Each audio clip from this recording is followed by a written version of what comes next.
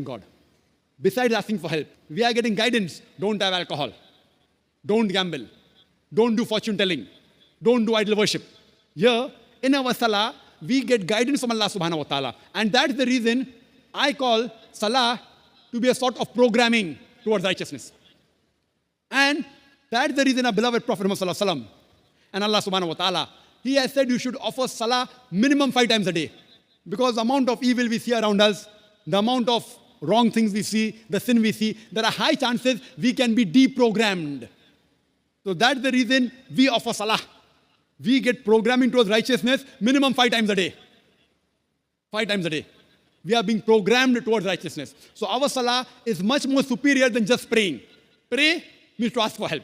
So besides asking for help, we are thanking God and we are getting guidance from Almighty God so that we can be on the straight path and you can follow the path of the Sharia. Follow the path of submitting our will to Almighty God. Hope that answers the question, sister. Thank you. Yes, can we take a question from this brother on to my left? I'm Nandagopal. I'm a journalist.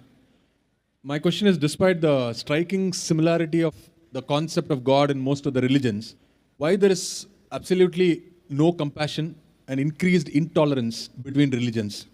How do you think this can be stopped? It's easy to tell to the world because we don't know where is the world, but you can tell us from the point how it can be stopped at the individual level.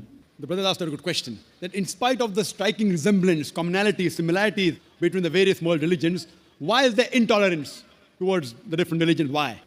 The basic reply, according to me, brother, it is the people who are the religious leaders. Therefore, I say that if you want to understand your religion, go back to your scriptures. But unfortunately, the thekedars of religion, they want to hold their flock together. And they don't want the masses to read the religious scriptures. Because if the masses read the religious scriptures and follow the religious scriptures directly, who will go to them? The best way is go back to your scriptures, understand the scripture, and follow it. What we realize, that though we know very well that all the major religions, they say God is one, God has got no images, there's no idol worship. Yet we find that most of the major religions besides Islam, they believe in idol worship. Why?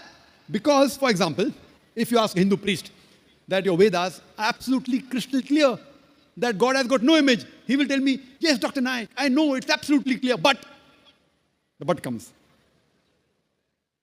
God has got no images is for the people of higher consciousness. For the people of low consciousness, they require idol to concentrate. I said, where is that mentioned in the scripture? I said, no, that is our philosophy. So the religious leaders, they bring their philosophy and say that idol is used for concentration. I do agree with you, they tell me. Dr. Naik, the Vedas are against idol worship. The Vedas are against Almighty God having images. But that is for people of higher consciousness. So I tell them that, dear Panditji, dear Swamiji, we Muslims have already reached the higher consciousness. We don't require any image.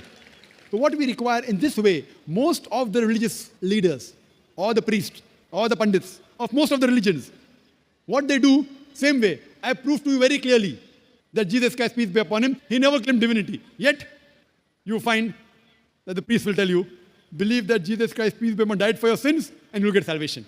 Now, where did Jesus Christ say that, peace be upon him? So what we realize, that's the reason I tell the Hindus, go back to your Vedas.